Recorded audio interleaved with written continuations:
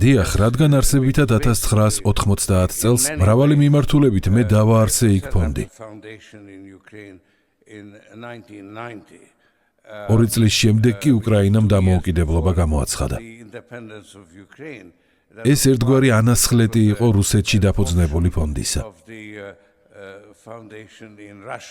იცით, ჯერ კიდევ 1987 წელს საბჭოთა კავშირში ჩამოვაყალიბე კულტურული ინიციატივის ფონდი.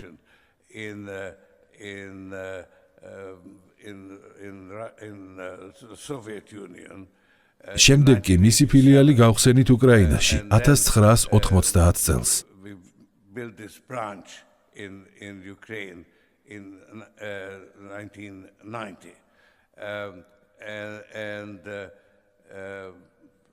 ამ ფონდის ერთ-ერთ მთავარ საქმიანობას წარმოადგენდა სამოქალაქო საზოგადოების წევრებისთვის სტიპენდიების უხვადგაცემა და სამოქალაქო საზოგადოების მხარდაჭერა.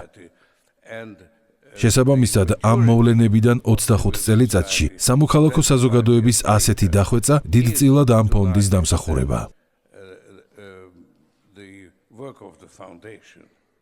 დიახასიამ სურჩამი პირადი აზრი გამოვხატო ამ საკითხთან დაკავშირებით. უბრალოდ გასაოცარია ის ფაქტი, რომ უკრაინის ამ ახალი მთავრობის ყველა წევრს, რომელთაც მე ვიცნობ, გარკვეული შემხებლობა ჰქონდა ღია საზოგადოების ფონდთან. ამას პირდაპირი მნიშვნელობით ვამბობ. უკრაინის მთავრობის წევრებს ან პირადად ჰქონდათ ღია საზოგადოების ფონდიდან სტიპენდიები მიღებული, ან მათ ახლობლებს და მეუღლეებს. ეს გასაოცარი რამაა. ჩემთვის ამის ხილვა შესანიშნავი გამოცდილებაა. ვერც კი გავაცნობიერე თუ რამდენად დიდი გავლენა ჰქონდა ფონდს მათზე, რადგან 25 წლის წინ ისინი უბრალო სტუდენტები იყვნენ. ახლა კი ლიდერები არიან.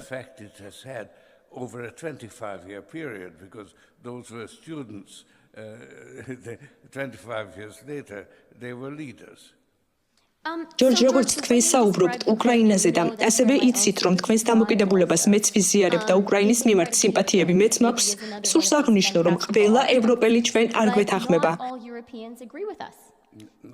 თქვენი მშობლიური ქვეყნის, უნგრეთის ლიდერმა პუტინი მის საბაძ ლიდერად მოიხსენია. ევროპის მასშტაბით ასევე არსებობენ პოლიტიკური ლიდერები, მაგალითად ბერძნები, რომლებიც ხშირად სტუმრობენ მოსკოვს. საფრანგეთში მარინ ლე პენს საკმაოდ ახლო ურთიერთობა აქვს პუტინთან. როგორ ახსნიდით ამ გავლენას, რომელიც პუტინს აქვს ევროპაში? ფიქრობ, ეს პოლიტიკური და ისტორიული პერსპექტივიდან უნდა გავაანალიზოთ. რადგან მე აქტიურად ვიყავი ჩართული საბჭოთა სისტემის ნგრევის პროცესში. სწორედ მაშინ შედგა ჩემი დებიუტი, იმაში, რასაც მე პოლიტიკურ ფილანტროპიას ვუწოდებ. გამოიწერე და გაიგე ამბები ლიბერალური ცენზურის გარეშე.